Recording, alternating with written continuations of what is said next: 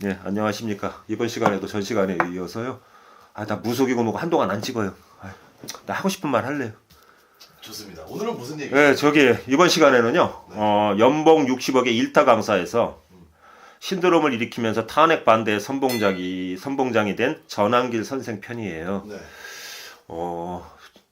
이분이 옛날에 그 노사모 출신이라고 당당하게 밝혔죠. 저도 종북좌파 문재인에서부터 지금까지 이렇게 이어져 오는 이 민주당 정권은 아주 경멸하고 네. 증오하고 네. 좌익사상에 물들었기 때문에 욕을 하지만 그래도 노무현 대통령 때까지는 저도 그렇게 이렇게 민주당을 갖다가 혐오스럽게 네. 극혐하지는 않았어요. 왜냐하면 어느 시대든 민주국가에서 네. 이렇게 보수가 있으면 진보가 있고 어느 정도 이게 다 그렇게 맞아 떨어져야 되는 거 아닙니까? 일당 독재를 할 수 없잖아요. 근데 네. 지금의 민주당은 민주당이 아니에요. 국민들 카톡 검열을 한다고요. 그리고 여론조사 해가지고 윤석열 대통령 지지율이 51%가 넘는 걸 누가 이렇게 올리니까 그런 거를 갖다가 이제 인용해서 쓰면은 처벌을 한다고요. 네. 니네들이 민주당이냐? 니네들이 민주당이야? 지랄들 하고 있어요, 씨발. 이번 시간에는 마치 중공의 중국 공산당이에요. 난 중국이라는 이제 명칭을 빼고 중공으로 하기로 했어요. 옛날에 우리 박정희 대통령 시절, 전두환 대통령 시절까지만 해도 중공이라고 그랬습니다. 네. 한중 수교 되기 전까지만 해도. 근데 저는 이제 중공으로 다시 돌아갔어요, 명칭이. 네.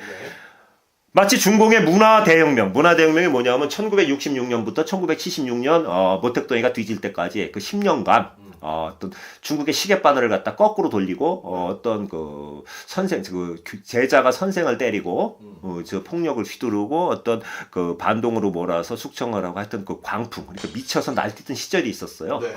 그게 이제 문화대혁명인데 그 당시 홍위병들이 날뛰듯 하는 미친 탄핵 광풍의 시대에 탄핵 반대 운동의 선봉장이 된 전한길 선생에 대해서 말씀드릴 거예요. 네.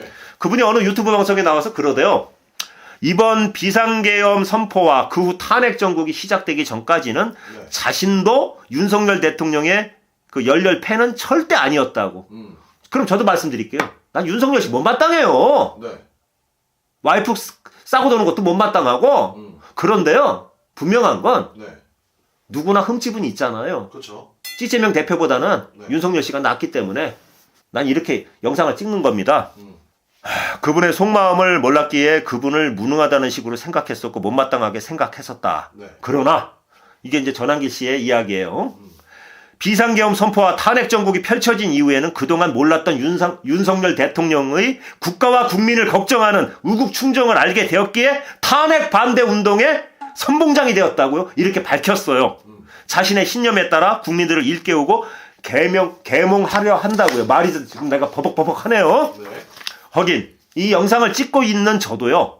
윤석열 대통령의 비상계엄 선포와 민주당의 억지 탄핵이 있기 전까지는 솔직히 윤석열 대통령이 무능하다고 느껴갖고 불만이 많았고요. 특히 종북 좌파 문재인과 법꾸라지 잡범 이재명 더불어민주당 대표를 사법 처리도 안 하고 뭐 하고 있나? 라고 못마땅하게 생각했어요. 네. 두 사람 왜 안 잡아가지? 하고. 제가 볼 때는 전한길 선생이요. 네. 학원가에서 한국사 1타 강사예요. 네. 연봉이 60억이랍니다. 먹고 사는 거 전혀 지장 없죠. 그렇죠. 그렇다고 그 양반이 지금 탄핵 선봉에 쓴 게 무슨 영웅심리? 그런 거 없어요. 내가 볼 때는. 나중에 정치하려고요? 없습니다. 그걸 포기하더라도 중국 공산당과 그의 꼭두각시 내지는 하수인 노릇을 하고 있는 더불어민주당과 네. 탄핵교 교주 이재명에 의해서 자행되고 있는 탄핵 광풍을 보면서요. 네. 법치주의의 실종과 절대 다수 의석수의 횡포로 자행되고 있는 법과 절차를 무시한 원시 야만의 시대를 보는 듯한 정치 현실에서 이게 제 생각이에요. 끓어오르는 분노와 울분을 참을 수 없었기 때문에 탄핵 반대의 선봉장이 됐다. 저는 이렇게 생각합니다.